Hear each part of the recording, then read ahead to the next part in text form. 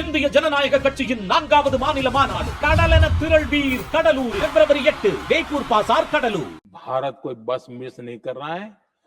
आज भारत काफिले का नेतृत्व कर रहा है।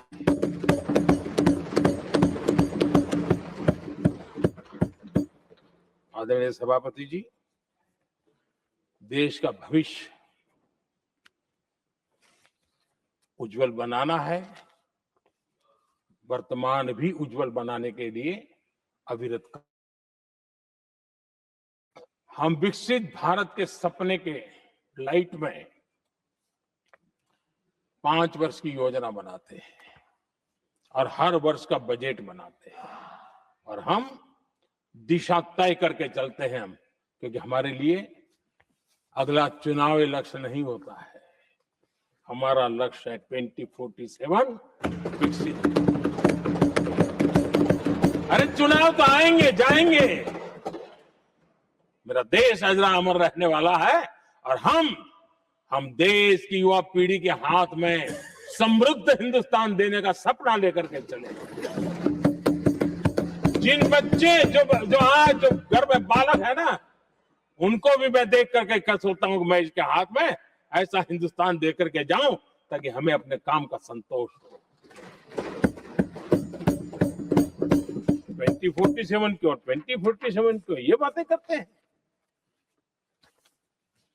आदरणीय सभापति जी, आज जिस प्रकार से हम इनिशिएटिव लिए, चाहे स्पेस हो, साइंस हो, टेक्नोलॉजी हो, समंदर की गहराई हो, जल थल नभ अंतरिक्ष, हर क्षेत्र में नए संकल्प, नई ऊर्जा, नए कदम और नई सिद्धियों को लेकर के देश आज आगे बढ़ रहा है।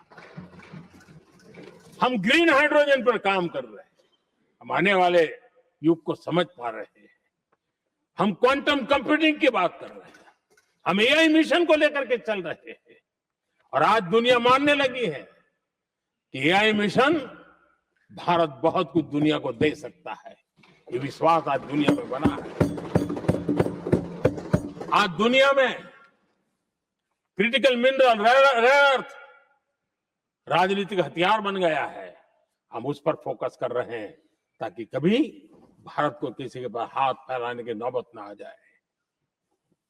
आदरणीय सभापति जी, ऐसे तो अनगिनत प्रोजेक्ट हैं जिसमें विदेश का इन्वेस्टमेंट आना ही आना है, क्योंकि अब हर किसी को अपना भविष्य भारत की भूमि में नजर आ रहा है। हर किसी को अपना भविष्य भारत के टैलेंट के भरोसे नजर आ रहा है। हर किसी को भविष्य भारत के उज्जवल भविष्य के साथ खुद के उज्जवल भविष्य को जोड़ करके दिखता है। और इसलिए दुनिया आज भारत विकसित भारत की बात हम क्यों कर रहे हैं, जिनके दिमाग में नहीं पड़ता है, दुनिया को समझ आ रहा है कि भारत ने सही दिशा पकड़ी है। चलो अब चर्चा वहां चल रही है कहीं हम बस न चुक जाए।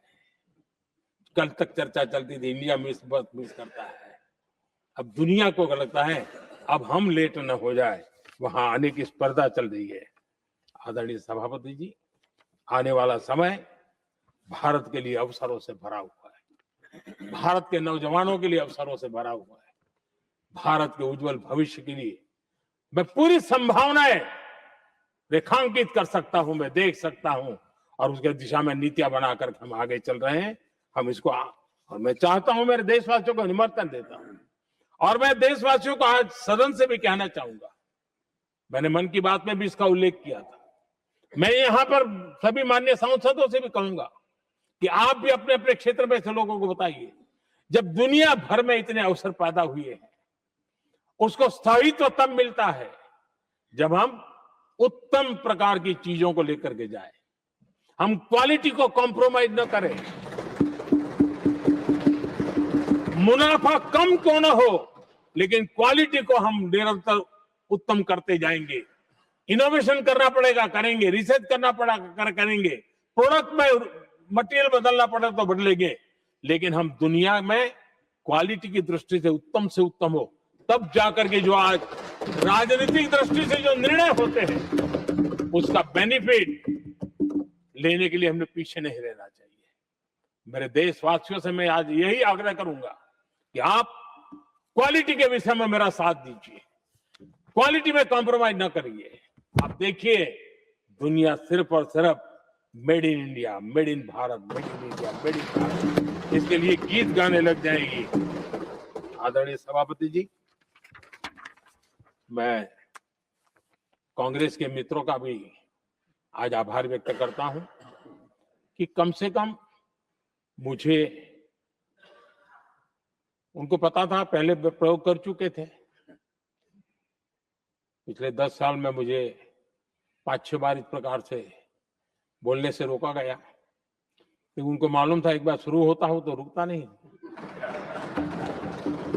और मैंने कहा था एक बार, एक अकेला, तो अब अनुभव से सीख गए कि इसमें कोई दाल गलने वाली नहीं है, तो समझदारी से काम लिया और ऐसी समझ उनको निरंतर मिलती रहे, ये भी मैं प्रार्थना करता रहूंगा। आदरणीय सभापति, मैं योगदान देने वाले सभी सांसदों का भी आभार व्यक्त करता हूं। जो भी उत्तम विचार यहाँ प्राप्त हुए हैं, उत्तम विचार देश की प्रगति में जरूर काम आएंगे, ऐसा मैं विश्वास देता हूं।